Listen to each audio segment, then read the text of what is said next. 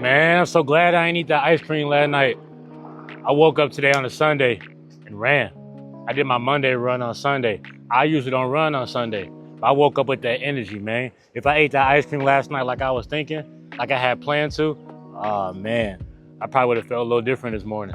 I probably would have been like, all right, let me allow my body to rest for a day so I can run Monday, you feel me? But I ain't got work tomorrow, so I ran today, Sunday morning, you know what I'm saying? I ran for longer than how I usually run on my Mondays, you feel me? But I'm so glad I didn't eat that ice cream this morning, you know?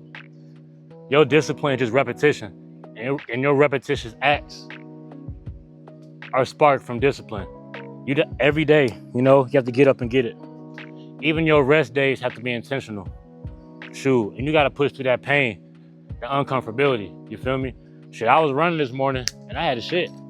I had shit before I ran. I had shit during my run. I thought I was gonna have to pop a squat in the woods somewhere in front of somebody's crib or some shit. But when I finished my run, like, I ain't even gotta go no more. I guess went right back up the stream. It nasty that sound, bro. Y'all know what I'm talking about, bro. You feel me? But I'm trying to tell you, bro. I'm so glad I ain't fuck up last night. You know, had a baby shower, chill with the fam afterwards, meal prep, sat back, started watching a little bit of Batman, fell asleep. You know, around 4. Woke up about 4.5 hours later, full of energy, full of life, ready for the day. You feel me? I was gonna go back to sleep, but I told myself like, nah, I'm gonna get up and I'm gonna go run. Started getting motivated, started getting excited. You know what I'm saying? Came out here, stretched, ran. You know, so glad to not eat that fucked up food. You got to be disciplined in life. You got to have repetition. Repetition really is just discipline. You feel me? But your repetitive acts will decide your future. Your repetitive acts will decide your future, right? What you put in every day is what you're gonna get out every night. You know what I'm saying? I'm telling you, before you go to sleep, you gotta replay your day. How'd you become better? Did you try to become better? Did you fall short? Did you push through? Gotta ask yourself these questions, you know what I'm saying? I'm telling you, man, it can really change the way you look at yourself. It can change the way you look at life. It can change the way you look at others, the people around you. It can change your whole mental plane. But you're definitely gonna change, you know? And you want to replay your day once the night comes and feel proud of what you did and not be discouraged by what you chose not to do. Don't be discouraged by what you could have did, but you simply chose not to, right? And you don't want to grow with the mentality, well, I'll do it tomorrow. How you know you'll wake up? If you knew today was your last day, would you still be disciplined? Would you be like, there's no point, it's my last day? Would you do it anyway? Are you the type of person that's gonna do it anyway?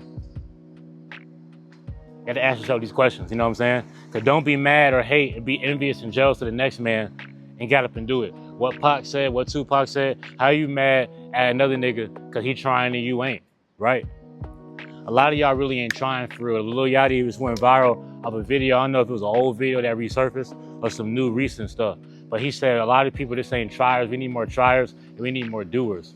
You know what I'm saying? I'm trying my best to be a doer, you know what I'm saying? Because where I used to be, I used to somewhat be a shoulda, coulda, woulda, but I was a doer in other aspects, but I wasn't full throttle. Now I feel like I don't have that much brain fog. You know, I'm not my own worst enemy as I used to be. You know, it's easier for me to get out the mud. It's easier for me to get out of a defeatist mindset. You know what I'm saying? But a lot of y'all ain't there yet because y'all haven't really started for real.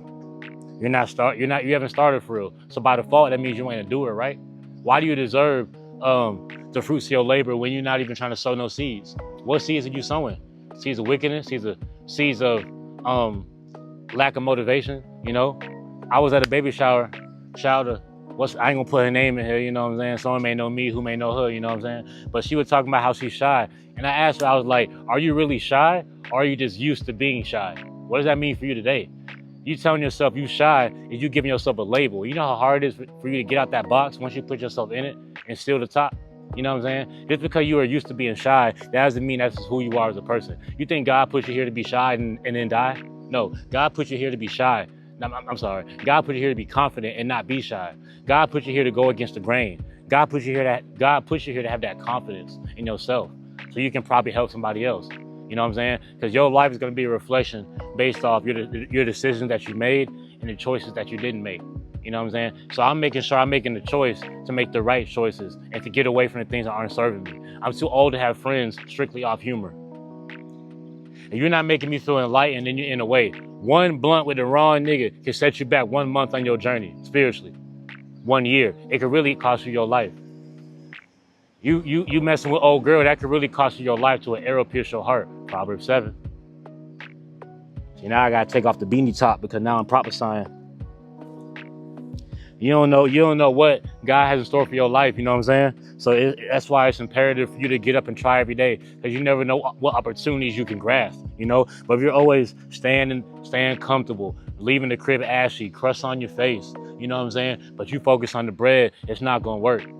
It's not gonna work. You have to be efficient in all areas of your life, consistently, repetitiously, with discipline, and that's how you're gonna increase your luck.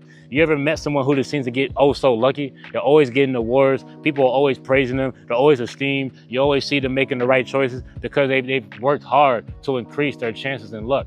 They work hard to put themselves in position to be offered opportunities. But you staying in the crib, not putting your shit out, living under the label of being shy, you gotta understand why you almost reaching towards the end of your prime, your peak, your life even, and you haven't really advanced that much.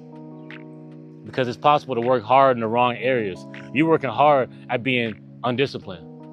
You're the hardest motherfucking worker. You know what I'm saying? Like, I'm telling you, these are the simple conversations and simple observations that I've had, you know? And it's our duty to come to terms with the life that we don't want to live, so we can make better choices for the life that we do want to live. I'm telling you, it's easier said than done, but is it? At the end of the day, everybody who you see being disciplined, who works hard, they all had a day one. They all had to start from scratch. Everybody had to start from scratch. You know what I'm saying? So just because you waited kind of late, you might be 30 years old, just now starting. Okay, imagine where you'd be at 32. All the failure that you learned to endure, you know, the lessons that you learned, the places that God can take you once you start applying yourself and applying to the law, statutes, and commandments. You know what I'm saying? It's as simple as that, from the Old and the New Testament, right? So I'm telling y'all, and the Apocrypha, don't forget that Apocrypha, 1611 Bible, KJV. I'm just trying to plug, but I'm trying to tell you, man, don't grow weary of doing good for the Lord, you know, because we don't have that much time on this earth, but at the same time, we have a lot of time to build ourselves with this small amount of time we have on earth, you know. So don't let that old man, the devil in your mind, become your own worst enemy. I'm telling you, you're gonna need something to pull from. A lot of times we give up because we don't have that much to pull from. You know what I'm saying? So understand that. Understand what life that you're attaining to live. And understand that it's gonna be hard, but it doesn't mean it's impossible. You feel me? So shalom. You know, I'm so glad I did not eat the ice cream last night. God bless the sons of Abraham. God bless the daughters of Sarah. God bless God's chosen people, the Israelites. You feel me? Stay strong. Stay strong.